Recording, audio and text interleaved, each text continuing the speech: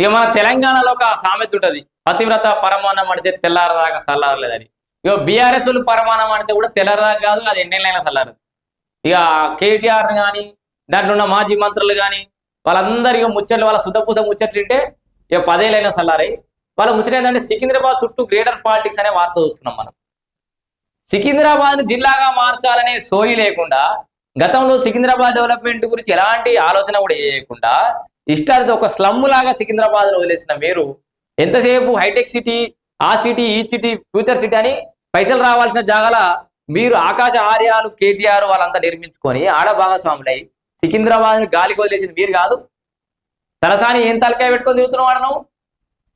ఇగో ఇదంతా ఇగో రేవంత్ రెడ్డి తుగ్లక్ పాలని పిచ్చి తుగ్లక్ అంటాడు. ఇగో ఇంకో తుగ్లక్ ఉంటాడు కింద. లష్కర్ రక్షణకు పోరాటం చేస్తాను మా బాబు అంటున్నాడు, మా బీసీ బాబు కాబట్టి జర ఊపుకుంటున్నాం మనం. ఇక సికింద్రాబాద్ అస్తిత్వాన్ని దెబ్బతీయద్దని మాజీ మంత్రి తలసాని శ్రీనివాస్ యాదవ్ అంటున్నాడు. ఏడునవా నువ్వు లేవా బీఆర్ఎస్ పార్టీలో?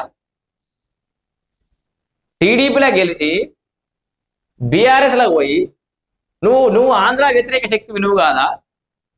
తెలంగాణ ఉద్యమం ఉన్నావా? తర్వాత బీఆర్ఎస్లకు వచ్చి మంత్రి పదవులు అనుభవించి నువ్వేం పడగొట్టినావు సికింద్రాబాద్కి మరి చెప్పాలి. ఎక్కడ పడితే అక్కడ కంపు వాసన పడుతుంది సికింద్రాబాద్ అని చెప్తున్నా కదా. మిగతా జంట నగరాలలో హైదరాబాద్ నగరం ఉన్నట్టు సికింద్రాబాద్ ఎందుకు లేదు? ఇంత అధ్వానం ఉండడానికి కారకుడు నువ్వు కాదా? 10 ఏళ్ళ నువ్వేం ఉద్ధరించినావని? నువ్వు 10 ఏళ్ళ నువ్వే ఉద్ధరించుంటే, సికింద్రాబాద్ అస్తిత్వాన్ని నువ్వే కాపాడుంటే, సికింద్రాబాద్ నువ్వే జిల్లా చేసుంటే, నువ్వే కార్పొరేషన్ చేస్తుంటే కాంగ్రెస్ వాళ్ళకి అవకాశం రాకపోవు కదా. 10 ఏళ్ళు అయితే నీ అంత లెక్క రాష్ట్రాన్ని 33 ముక్కలుగా చేయగలిగిన మీ కేసీఆర్ బాపు మీరు సికింద్రాబాద్ ఎందుకు జిల్లాగా ఏర్పాటు చేయాలి? లేదా సికింద్రాబాద్ ఎందుకు కార్పొరేషన్గా మీరు ఏర్పాటు చేయాలి? మరి మీకెందుకు శాత కాలే?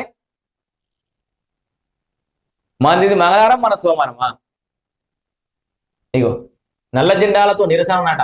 ముషిరాబాద్ పోలీసుల ముందు నిరసన తెలుపుతున్న బీఆర్ఎస్ మహిళా నాయకులు, BRS rally. So municipal corporation కోసం బీఆర్ఎస్ ఆందోళనలు ఏర్పాటు చేయాల్సిందే అంటున్న బీజేపీ. 2 పార్టీలపై కాంగ్రెస్ కౌంటర్ అటాక్. సికింద్రాబాద్ అస్తిత్వానికి భంగం కలగదన్న మంత్రి పొడ్డం. గ్రేటర్ లో పట్టు కోసం పార్టీల వ్యూహాత్మకాలు. వీళ్ళ పంచాయతీ ఏంది?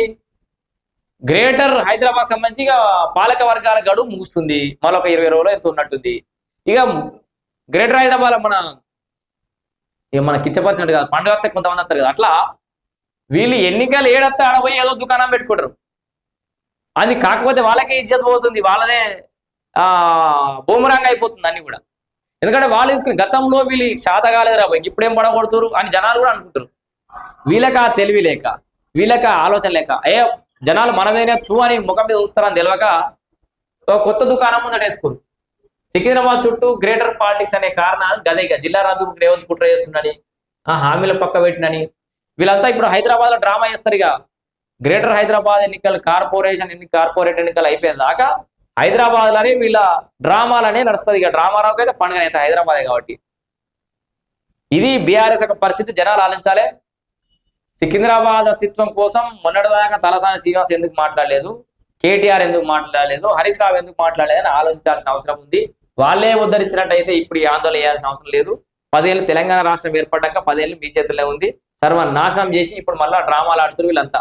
ఈయనొక ఆయన రేవంత్ నిరంకుశ పాలన, BRS LP deputy floor leader Harish Rao అదొకటి తలిగించుకుంటున్నా. ఇప్పటి నుంచి ఇక డిప్యూటీ ఫ్లోర్ లీడర్ ఇక గదే వాళ్ళ మామ ఇచ్చిన తోక అది మొన్న.